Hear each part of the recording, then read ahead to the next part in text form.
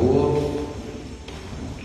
Jesus, então, no texto de hoje, depois de anunciar aos discípulos que ele será perseguido pelos sumos sacerdotes, pelos chefes da lei, que ele será preso e, de certa forma, já preparando os discípulos para tudo que eles veriam, que culminaria com a morte de Jesus, ele diz que a experiência de todas essas realidades, que ele vai ser preso, que ele vai ser julgado, que ele seria de fato depois torturado até a morte, não deve enganar os discípulos no sentido de olhar para Jesus como se ele fosse um derrotado.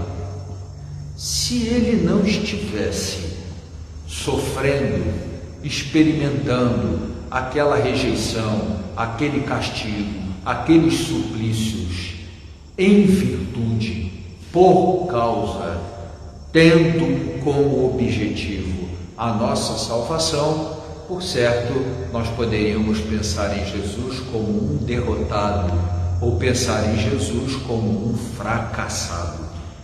Mas ele estava ali em plena obediência ao Pai, disposto a perder a própria vida para ganhar a nossa salvação.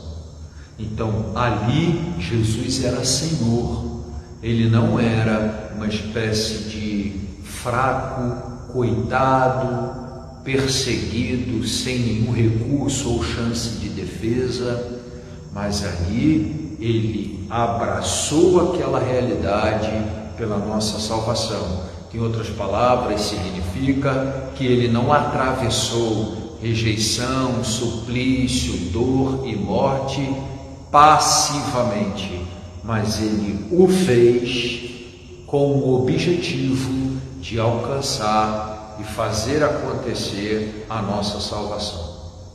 E aí Jesus continua a reflexão com os discípulos, dizendo o seguinte: quem perde a sua vida por causa do Evangelho, por causa de mim, acha que perde, mas não perde, ganha. Quem oferece a sua vida, quem de alguma forma abraça algum sacrifício, quem perde nesse sentido, né? A gente não perde a vida só quando a perde completamente, mas às vezes num passo para trás que a gente dá numa briga, numa discussão. Algumas vezes a gente prefere o silêncio e permitir que as coisas mais à frente se esclareçam. Outras vezes a gente deseja, como propõe a campanha da fraternidade, né, o diálogo e a paz, e aí a gente prefere silenciar, oferecendo a vontade de responder, de se defender, a resposta afiada que a gente teria ali na ponta da língua para dar prontamente aquela situação por uma causa. Ali a gente acha que está sendo o coitado, mas na verdade nós estamos saindo vitoriosos, ganhando vida eterna, portanto ganhando vida e não perdendo a nossa vida. Essa inversão da lógica do perder e ganhar de acordo com a compreensão do nosso tempo é o que está proposto por Jesus no Evangelho de hoje, que ele conclui inclusive dizendo assim: o que adianta o homem ganhar o mundo inteiro se depois ele vem a perder, né, a própria dignidade, se ele se perde a si mesmo, sugere Jesus. Na verdade, ele, do ponto de vista da vida eterna, nada ou pouco ganhou.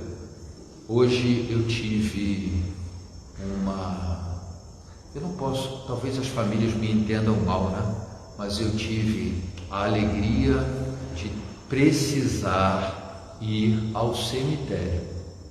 Claro que o cemitério é um lugar que a gente dificilmente vai com alegria, né? A gente vai porque tem uma missão a cumprir, porque tem um compromisso, por razões assim nossas sociais também, né? Mas eu fui pela missão e na verdade eu acho que hoje eu fui mais evangelizado do que evangelizei. Primeiro eu fui lá porque Dona Terezinha, né, mãe de Alzira, nossa paroquiana, mãe de Geraldo, né, todo mundo conhecia Dona Terezinha, uma fofa, diga-se de passagem, partiu para a casa do pai. E aí estava lá Dona Terezinha serena, com o mesmo rostinho sereno. Fizemos ali um momento de oração e havia uma serenidade que exalava da história dela e acalmava as pessoas que estavam ali presentes. Eu sentia um clima de ressurreição. Percebi que eu também fui de alguma forma abraçado naquele momento pelo clima de ressurreição de alguém que viveu uma vida toda, talvez perdendo muito, renunciando aqui, renunciando ali, dando um passo atrás em alguns momentos, mas que ao contrário não perdeu, ganhou vida eterna. E havia naquele momento, naquela sala, naquele lugar, na capela do cemitério, diante do corpo de Dona Terezinha, um clima de ressurreição que eu acho que acalmou, amenizou, trouxe paz e nos falou muito de confiança e da certeza de que o nosso Deus pega a gente pela mão, ganhando ou perdendo, do ponto de vista do mundo ou do nosso Deus, Ele pega pela mão. Depois que eu deixei lá a capela, eu já tinha visto pelo Facebook ontem que havia falecido uma senhora lá da minha paróquia de origem, Dona Carmen, que eu tive a oportunidade também de sentar no banco de catequese dela e de ter recebido aulas de catequese dela. Uma senhorinha, ela dava catequese em casa, porque depois ela ficou bem idosa, ela faleceu com 94, 95 anos, e aí ela combinou com o padre que ela não teria mais condição de se deslocar até a igreja, era distante da casa dela até a paróquia. Mas o padre autorizou a ela dar a catequese na casa dela. E assim tem uma geração inteira da paróquia lá que passou pelos banquinhos de catequese da casa de Dona Carmen. E eu confesso que na hora, quando eu recebi a notícia de Dona Terezinha e depois a notícia dela, eu pensei assim, o Pai do Céu está querendo fazer uma festa com as queridas dele, né? Porque está chamando só gente fofa e gente de fé, de comunhão para junto dele, né?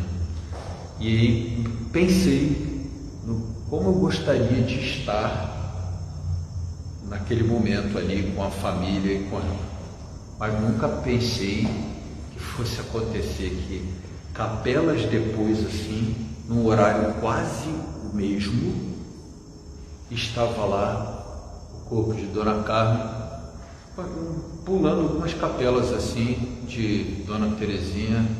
Aí a família me viu e eu pedi autorização para ir lá vê-la e também me despedir de Dona Carmen.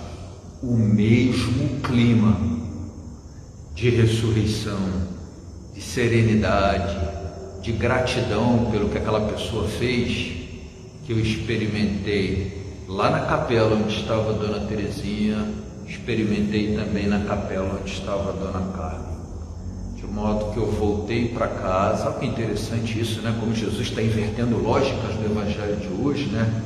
Vindo do cemitério, diante do corpo de duas senhoras falecidas, mas eu voltei sim, pleno de ressurreição, revigorado, minha fé na ressurreição, no sentido de que vale a pena construir uma vida que nos leva para a ressurreição e que no fim da vida a gente já começa a sentir, a fazer essa transição de uma maneira tão serena e pacífica. O que confirmou um pouco o tema da palavra de hoje. Eu desejo aí nesse tempo de Quaresma, no testemunho dessas duas mulheres, né? Testemunhos são testemunhos, existe opinião, eu acho isso, eu acho aquilo, são histórias, não há que divergir. Quem vai divergir da história que alguém criou? Não tem como divergir. E certamente nós estávamos ali diante, eu tive a oportunidade de estar diante de duas histórias cheias de ressurreição. Desejo a todos que esse tempo da Quaresma, um tempo de luta, um tempo de busca interior, um tempo de conversão, de trabalho interior, de conversão, que a gente experimente também, né, que está plantando ressurreição, experimente a ressurreição, mesmo nessa luta nossa interior de crescimento. Vamos, com alegria, dar continuidade à nossa celebração.